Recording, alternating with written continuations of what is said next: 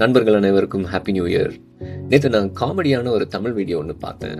அந்த வீடியோல பேசும் நபர் ஒரு விஷயத்த சொல்றாங்க. அது என்னன்னா, நியூ இயர்க்கு எதுக்கு இவ்வளோ எக்ஸைட்மெண்ட்? அதே வேலை, அதே சம்பளம், அதே முதலாளி, அதே வீடு, அதே பக்கத்து வீட்டுக்காரங்க. வருஷம் மட்டும்தான் புது வருஷம். ஈவன் பிரச்சனைகள் எல்லாம் கூட அதே பிரச்சனைகள் தான். இதுக்கு எதுக்கு பெரிய ஆர்ப்பரிப்புன்னு நகைச்சுவையா சொன்னாங்க. அதை கேட்கும்போது சிரிப்பா தான் இருந்துச்சு. ஏன்னா அது நம்ம லைஃப்ல நடக்கிற உண்மை தானே. ஆனா அந்த வீடியோவை பார்த்ததுக்கு அப்புறம் எனக்குள்ள இப்படி சில சிந்தனைகள். உண்மையாவே புது வருஷம் வந்த உடனே ஹாப்பி நியூ இயர்னு சொல்றது மூலமா எல்லாம் மாறிட போறது கிடையாது. ஆனஸ்டா பார்த்தோம்னா லாஸ்ட் இயர்ல இருந்த நிறைய விஷயங்கள் இந்த வருஷமும் அப்படியே தான் இருக்குது. அதே குடும்பம், அதே கடமை, அதே கஷ்டங்கள்.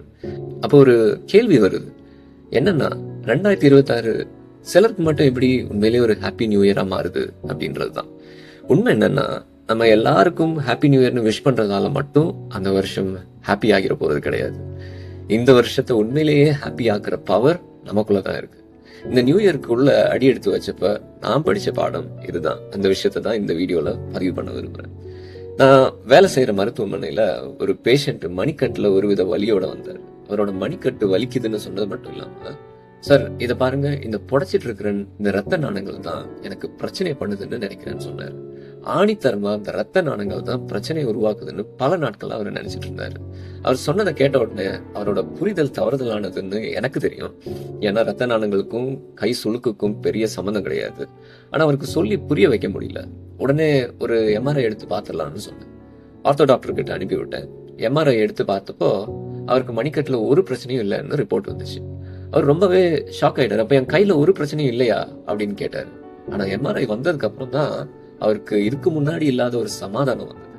இதுல இன்ட்ரெஸ்டிங்கான விஷயம் என்னன்னு பாத்தீங்கன்னா, அந்த எம்ஆர்ஐ அவரோட கைகளை மாத்தல. அவரோட கையை இது நாள் வரைக்கும் பார்த்துட்டு இருந்த விதத்தை மாத்திருச்சு. அப்பதான் எனக்கு ஒரு விஷயம் ஸ்ட்ரைக் ஆச்சு.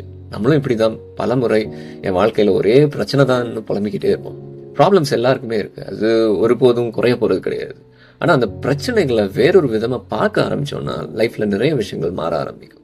வாழ்க்கையில வெற்றி பெறணும்னா பிரச்சனைகளை எதிர்கொள்ளும் பொழுது நம்ம எப்போதும் ரியாக்ட் பண்ற மாதிரி பண்ணாம ஒரு நிமிஷம் நிறுத்தி அதே பிரச்சனைய வேறொரு கண்ணோட்டத்துல பார்த்து கொஞ்சம் பாசிட்டிவா ரெஸ்பாண்ட் பண்ணி பாருங்க.